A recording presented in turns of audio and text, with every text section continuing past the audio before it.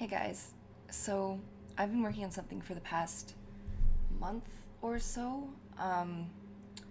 something that I'm just interested in my free time, and it doesn't really fit with the content of the channel, so it could be at some point that I make a new channel for this kind of thing um, if I continue to do it.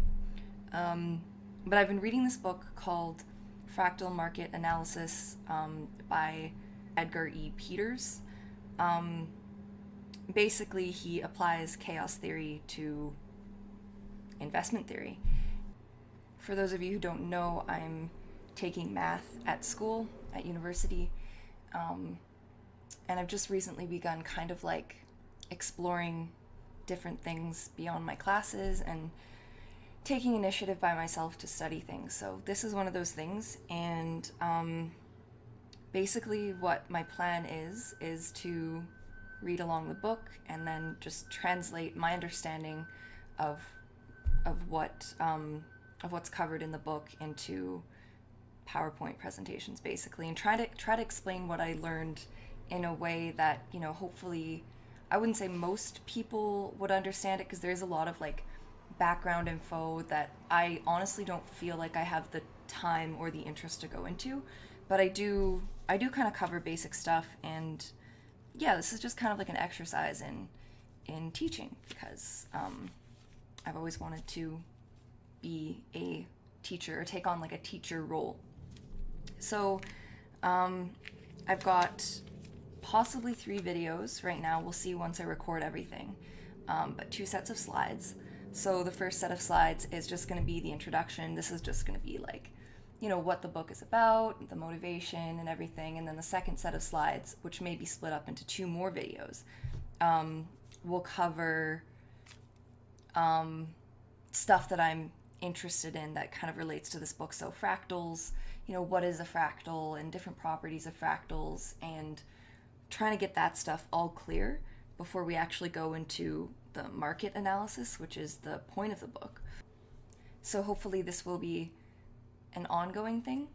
I can see this project lasting quite a long time, at least a year. It took me a couple weeks to read up to the part of the book that I'm at right now. And then it took me, I think, maybe 3 more weeks after that to get all these slides together and make sure I understood everything well enough to feel comfortable to be able to put it into a video. So I do want to mention that I am definitely not an expert on this subject at all. I haven't taken any of this subject matter in school. I haven't been taught by a professional. This is literally just me reading a book and then looking up shit I don't understand and then trying to explain it in a way that other people can understand. So, it's likely that I will get something wrong. I'm not sure how many of my viewers are kind of math people into math. So if you are that way, please tell me if I've made any mistakes because I really want to learn from this. This is like a learning, teaching exercise as a whole. So yeah, I'll just get started. So again, this is based on the book Fractal Market Analysis by Edgar Peters.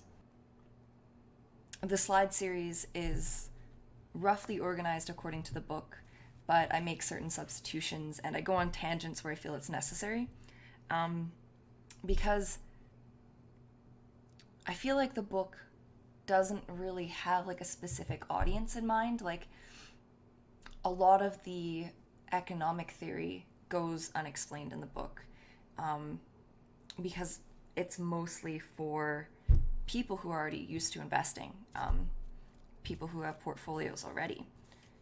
But at the same time, the math isn't too well explained either so far. I mean, it is, but it's kind of like a glossing over so far. So I kind of go into depth, especially when we get into fractals. So with this first set of slides, this is basically what we're going to cover. We have an introduction, and then we're going to define these basic aspects of market theory. This is like your standard market theory. So we have the random walk model, the efficient market hypothesis, and capital market theory. And I'm just going to define these, and I'm not going to go too into them because later on in the book I will have to go into them in more detail. But the point of the book isn't to teach these models and these theories. It's to move beyond them into something that takes into account the complexity of markets, the complexity of analyzing markets. So the point of the book is he's basically trying to say that markets are not well described by the random walk model, and we'll go into what the random walk model is. And then from that, because the random walk model and the efficient market hypothesis are consistent with each other, like they sort of imply each other, if that makes sense, is not well supported by empirical evidence. So later on in the book, he does analyze real data, usually using market indexes like the S&P 500 and the Dow, and kind of shows that the hypotheses that are standard right now, kind of the stuff that you would learn, like the basic stuff that you would learn as like an economics student or like a market analyst, the basic stuff doesn't really describe what goes on very well or as well as it could. The book is an attempt to generalize capital market theory, which is kind of efficient market hypothesis and the random walk model are kind of under this heading of capital market theory. And then it's also to account for the diversity of the investment community. So different investors have different investment horizons. So, you have day traders, and then you have long-term investors. And then you have different strategies over those horizons and different goals for why you want to invest in the first place, which influences the entire market. And then finally, the book is going to present tools for analyzing markets within a new fractal market hypothesis framework. So later on in this series, hopefully I will get to a point where I have the understanding to explain how you can actually analyze markets based on, modeling them as kind of fractal time series, which is what we're going to go into. So the random walk model, this picture is actually, I took this from Wikipedia, this picture is actually of a real random walk. So on the other slide, we said that markets are not well described by the random walk model. So a random walk is a mathematical object known as a stochastic or random process that describes a path that consists of a succession of random steps on some mathematical space, such as the integers. So for example, with this picture that you see on the, I don't know, is it going to be on the left for you? Doesn't matter. You start at some location on this like 2D plane, and then you make step sizes in increments of 1 along the integers. So it would be +1, -1 if we're using the integers as an example. And they're just completely random. So the steps are completely chosen at random, even though the step sizes are the same. And then you get something like this, or if you run it again, you'll get something completely different. And this is just kind of like a concrete way of visualizing a random walk. A random walk is more so, it's more conceptual than that. Like this is just a concrete example. So the random walk hypothesis is a financial theory stating that stock market prices evolve according to a random walk. So price changes are random and thus cannot be predicted. So if you have one price at one point in time, based on that price, the random walk hypothesis says that you can't predict what the next price is going to be, and you can't predict what the next price is going to be based on previous prices. So there's no real pattern. It's just random. And this is consistent with the efficient market hypothesis, which we will do next. An example of this would be martingales. Martingales, you've probably heard of that. A martingale is just like, there's a martingale betting strategy where that, say you're rolling a dice, that the rolls of the dice are independent of each other. In a perfect die, the rolls of the dice are independent of each other. So that at some point you will win a bet. So you just keep betting. You bet more and more and more money with each turn, and then eventually you'll win it all back. So this kind of assumes that you have an infinite supply of money, and as long as you keep putting that money in, you will make a profit off of it, because you'll eventually win, because it's random. They're not dependent on each other. The rules are not dependent on previous rules. Brownian motion and Gaussian random walk. Some of you may have heard of Brownian motion. We kind of go into that later as well. It's just an example.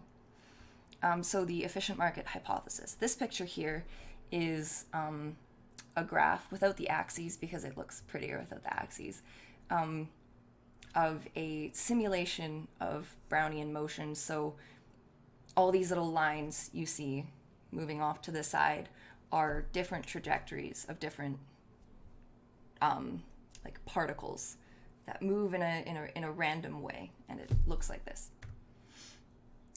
So previously we said that the efficient market hypothesis is not well supported by empirical evidence. So we know from analyzing real world data from markets that it just doesn't really line up with the efficient market hypothesis.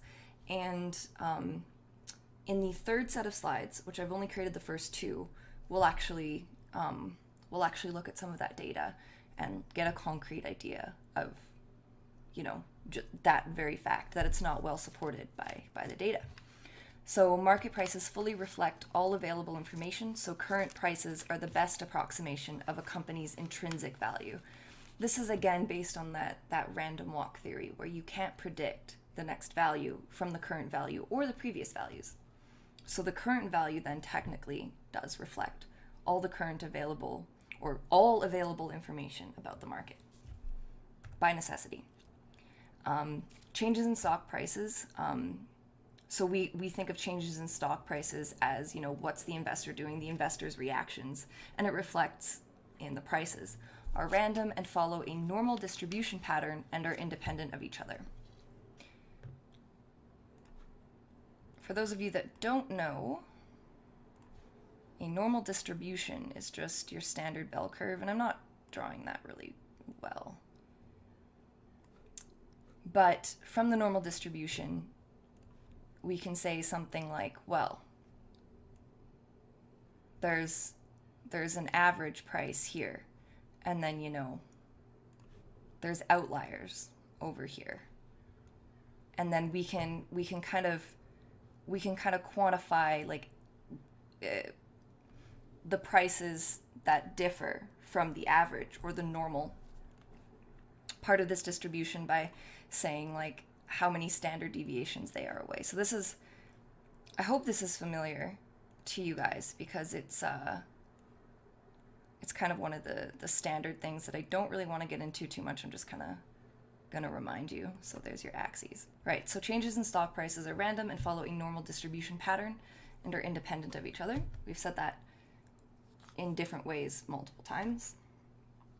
The past movement or trend of a stock price or market cannot be used to predict its future movement.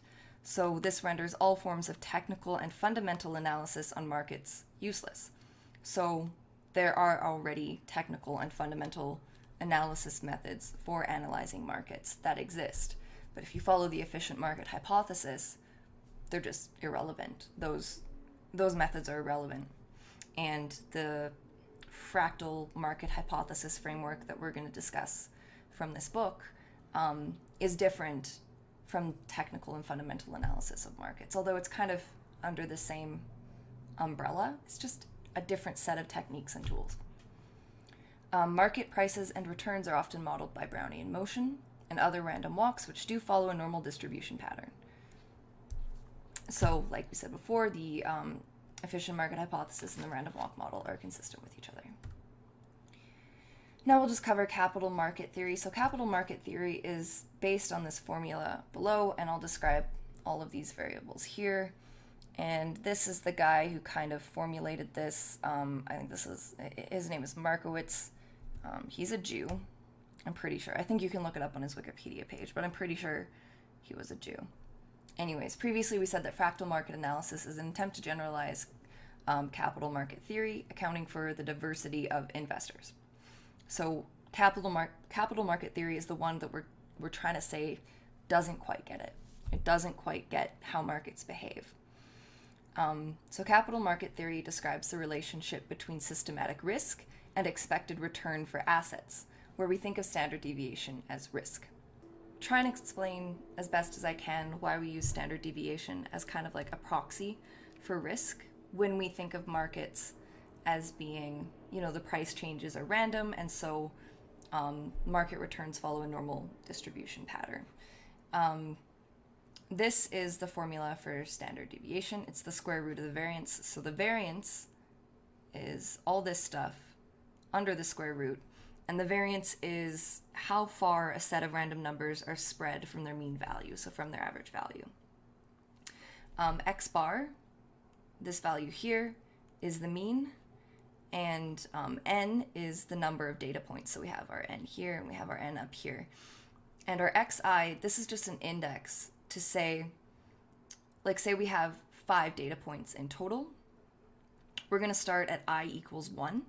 So we're going to take the first data point, and then we're going to subtract the mean, and then we're going to square that value, and then we're going to add it to the second data point minus the mean, square that value over and over and over again. And that's what this summation symbol means. So this is just an index to tell you, like, you're going to start from the first data point, then go to the second, and then the third, and then the fourth, and then you'll take the fifth. And then once you calculate this whole thing for all of the data points, then that's your value here. And then you just divide it by the number of data points. So first of all, if you take x1 minus the mean, this is kind of giving you a value for how far that data point is away from the mean value. And then we kind of square it to make these values positive, or otherwise we have negatives that cancel the positives, and we don't get an accurate idea of where all these data points fall from the mean. And then you divide it by the number of data points. It's kind of just like another averaging out. And then we use the square root to undo the square in a way. So this is the best way that I can explain this formula. You're using standard deviation as kind of a proxy or a measure of risk, because the farther away these data points are from the average price changes in a market, the more, the more that indicates sort of this like volatility, like something happened in the market that's different from what usually happens. And that could mean anything for your investment. That could mean that you lose a lot of money. So that's why we use standard deviation as a proxy for risk.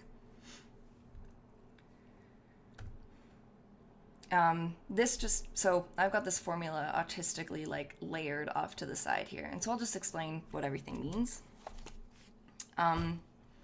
This first value here, the expected return of the investment. So this is what capital market theory is really trying to measure. We want to know how much we can expect to get from our investment. This is the profit or loss an investor anticipates on an investment. It's quantified as the mean of the probability distribution of investment returns on the given investment. The risk-free rate is the minimum return an investor expects for any investment. The interest rate on a 3-month U.S. Treasury bill is often used as the standard risk-free rate in the U.S. because it has a negligible risk of default. So I hope that's self-explanatory. The minimum return an investor expects for any investment. So without risk, that's why it's called the risk-free rate. The beta of the investment is a measure of the volatility of a stock in comparison to the general market. And this has its own formula to calculate the beta of the investment, but I think explaining that would kind of be a detail that's not really needed. Then the expected return of the market is similar to the expected return of the investment, but it can be calculated with the Dow or the S&P 500 or other major indexes. So you take you take the mean of the probability distribution of investment returns in these market indexes. And then the market risk premium is the difference between the expected market return and the risk-free rate. So capital market theory evaluates whether a stock is fairly valued when its risk and the time value of money are compared to its expected return. So people use this when they're trying to build up their investment portfolio, just to, I don't know. To be honest, it seems kind of silly to me. It seems kind of like, I mean, I'm not an investor at all. Honestly, I've never invested in anything. It just seems like this is kind of a way to, you're really just estimating, and it's a really, really, really rough estimate, but it reassures some people. So I don't know, that's how I see it. And this grew from modern portfolio theory, and that's basically how I understand it anyways, is it's just a collection of tools for building up your investment portfolio. Trying to be as efficient as you possibly can, trying to take into account all of the variables that you possibly can so that you make money. Okay, I actually wrote it here. Okay, so it's possible to construct an efficient frontier of optimal portfolios offering the maximum possible expected return for a given level of risk. So that's basically what I said. And the efficient frontier is just like, I don't know, there's this curve, and if your investments lie along this curve, then modern portfolio theory says you're good, and if it's below or above, then you're fucked, something like that. It doesn't really matter for the purposes of this series. So that's my introduction. From here, we'll be moving on to, you know, defining what a fractal is, and we'll kind of tie it back to markets and stuff, but it's really important to understand the basic conceptual theory of fractals in order to understand how we're going to analyze markets in terms of fractals. And it's something that I'm actually really excited for. So yeah, thank you for watching.